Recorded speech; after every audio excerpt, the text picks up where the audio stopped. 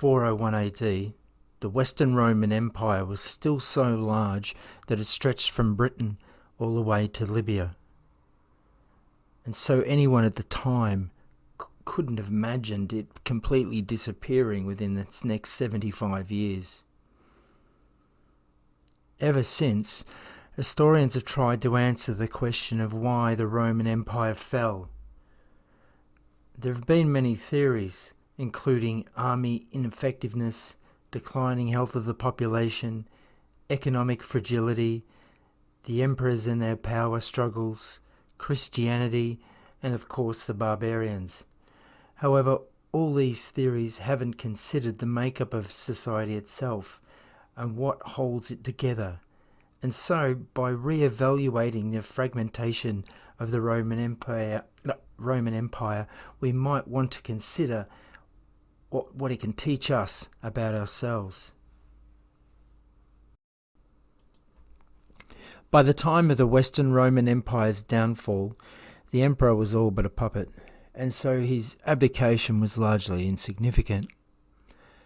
However, it was during those preceding centuries that the Roman social fabric had unravelled, so that when the barbarians did cross the Roman frontier, there was no institution strong enough to stand up against them, only an empty shell of an empire. There was no longer a social fabric holding the institutions together, and so it passed into history with barely a whimper. So what is this social fabric that holds all societies together, and can learning from it and the mistakes of the past help us avoid repeating them? The institutions of the West have been built up over centuries and have been ingrained not only into our language but also into our subconsciousness.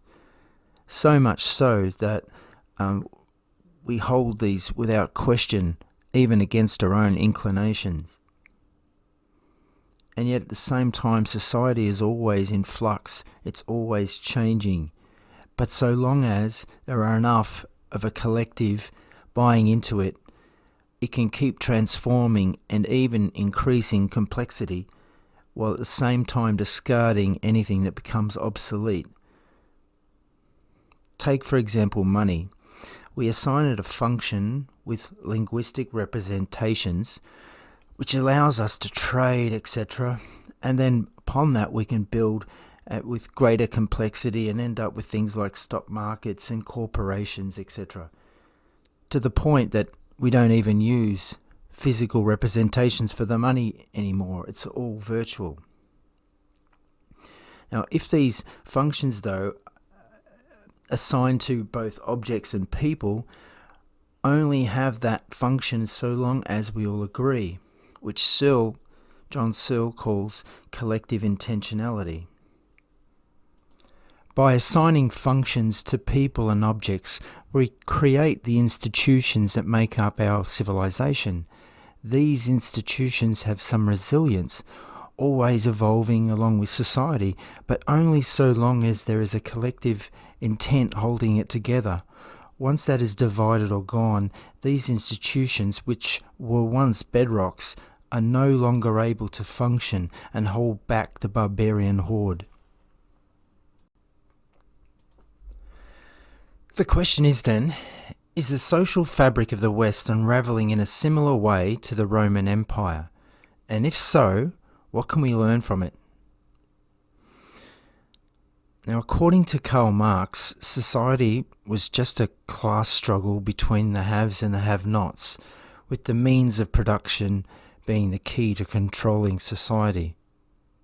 Today, though, many people have come to the realization that language is the key to power. So much so that all our institutions depend on language, according to John Searle.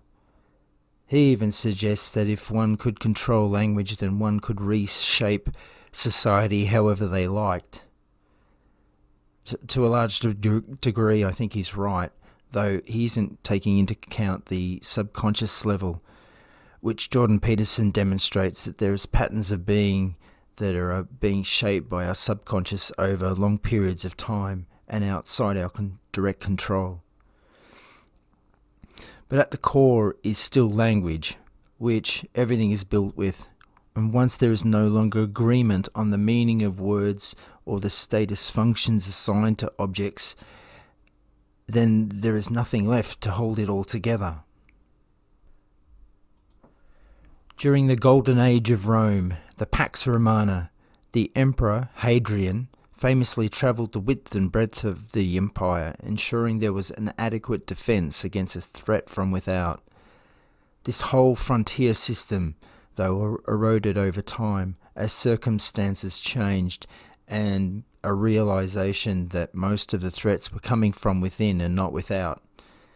In particular, the 3rd century crisis from 235 to 284 AD, which brought the empire to its knees, with civil wars raging across much of the empire throughout this period.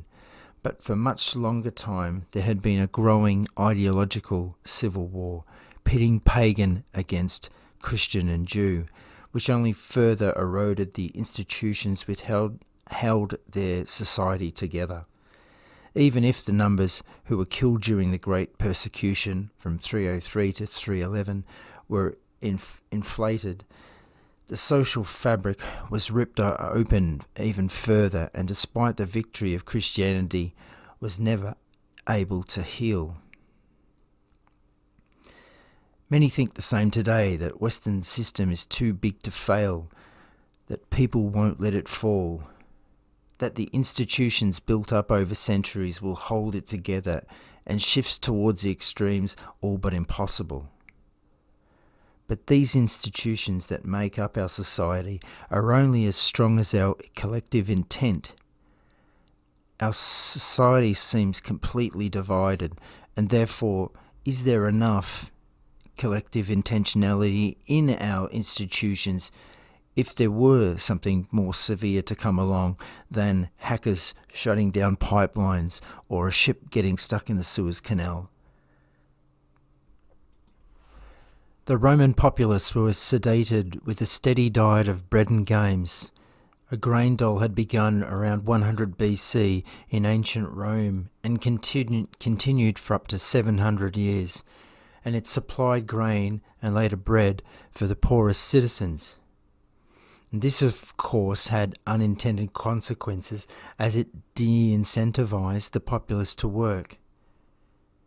They were originally entertained also by games of gladiators, but later by chariot races, which took up a tremendous amount of their energy and focus, often to their own detriment and to that of their empire.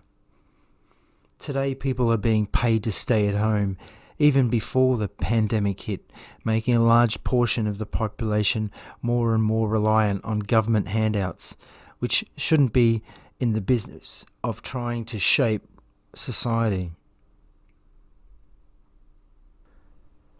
One method often used by the emperors was to devalue the currency, literally shaving off bits of gold and silver from the coins to make more money. But these periods of hyperinflation also had ruinous effects on the institutions of the empire, and they never recovered. Now, after the pandemic and the bloated bills that are being proposed as COVID relief in the US, many are predicting hyperinflation, which would put another massive strain on our institutions while they're at their weakest.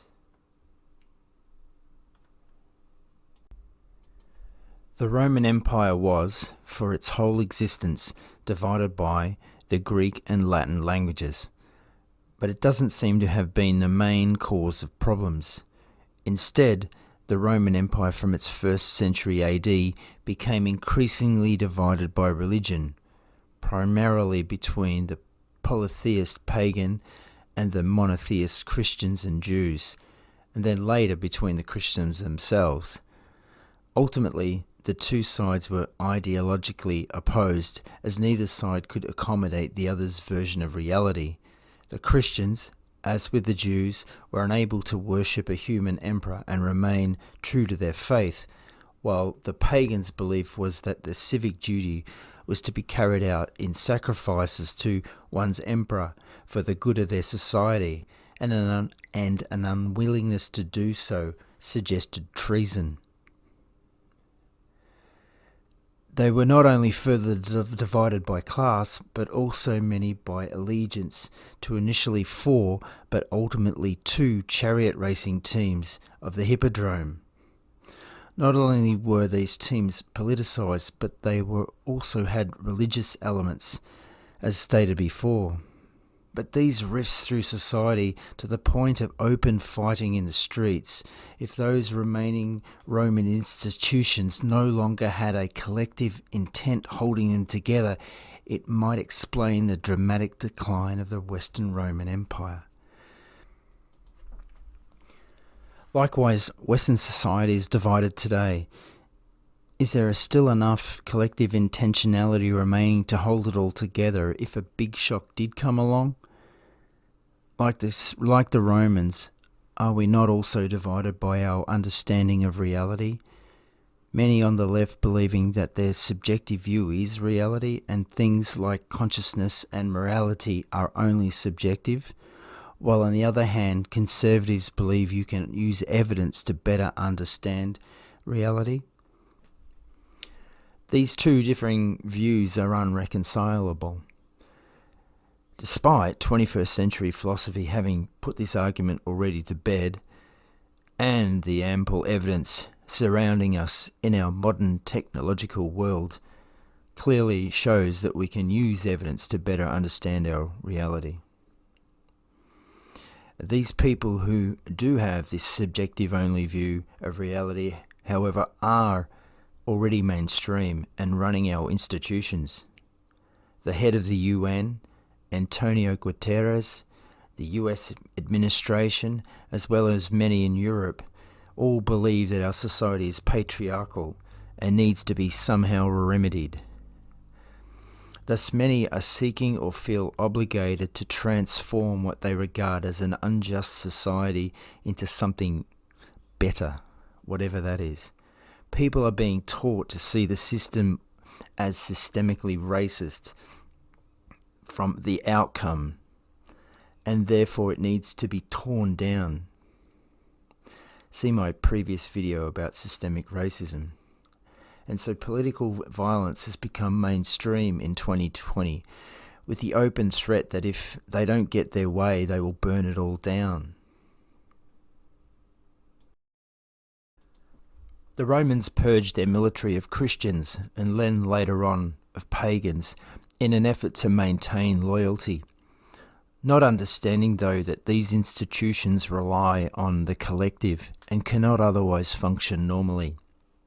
And so its military was constantly weakened by this division. The political divide is also growing in modern society to the point that we are barely talking to each other. Considering one another as fascists or enemies only divides us further. This division is even now impacting institutions like the military. As a result of the January 6th Capitol incident in Washington, D.C., the Pentagon has taken steps to get around the Constitution by using a private firm to monitor the social media of military personnel, purging anyone who questions the narrative. There have been open letters by the US and French military personnel questioning the direction of their respective countries and warning of dire consequences such as civil war. However, these people have been hunted down themselves. The military is being divided not only by politics but also by race. So how is it possible for these institutions to function properly without collective agreement? The fabled Pax Romana was maintained not by weakness, but by strength. The Romans were often ruthless, but despite their faults, they were able to maintain peace through the Mediterranean world for an incredible amount of time, ending centuries of intercity warfare just in the Greek world alone. The barbarians learnt the Roman tactics, their technology, and gradually took over their army. So as the institutions weakened, so did the political situation for the emperors, until eventually they were controlled by foreign guards who became their de facto rulers. Many countries are also trying to use our system and freedoms against us. A possible war could break out again at any time between Israel and Palestine, with a weak administration in the US filled with many pro-Palestinian friendly elements. It is likely Hamas are using this as an opportunity to gain greater concessions, since they were completely sidelined by the Trump administration, who went around them to make multiple peace deals. Iran will get favourable deals again, and it's clearly a better situation for them with Biden in the White House, both before and now. China is also emerging as the 21st century colonial power, setting their eyes further and further afield for Lebensraum. First Tibet, Manchuria, now Hong Kong and Xinjiang, and soon to be, as promised by Xi Jinping, within his lifetime, Taiwan. We have helped create a tyrant with a massive military who is not afraid of saber rattling. They are making open threats against Australia, threatening to strike if we get involved in a Taiwanese dispute, or even question the Uyghur concentration camps. The Chinese are emitting 27% of the world's emissions at the moment and have no plans to slow down, meaning how long before South Korea becomes unlivable with the fine dust, and its 50 million population are in a stampede to get out of there. And then there is Russia, who is actively trying to undermine Western institutions by allowing hackers to attack our infrastructure with impunity. Putin sees the expansion of NATO and Western values as a clear threat, and he is actively destabilising the Ukraine to avoid it coming under Western influence. Not to mention what else he's been doing around in the world in other countries. He did work for the KGB after all. And the whole time, Western corporations and politicians are on our adversaries' payrolls and giving them our technology to harm us back again, all the while making concessions to our enemies. Neville Chamberlain, anybody? The Western Roman Empire disappeared because its institutions were too weak or non-existent to hold it together when the final shock came. Much like them, only we in the West today can defeat ourselves, and many on the left seem to be flirting with the idea of doing so. There is nothing but language holding it all together. So if it is a war of words, the battle of meanings, it's the one our Western society is losing. If radicals change the institutions of power and subvert them to the point that they are no longer recognisable, then there will be no collective intent holding society together. And then, like the Western Roman Empire, the freedom of the West will disappear, and our children will be left with a new dark age. That's why history matters.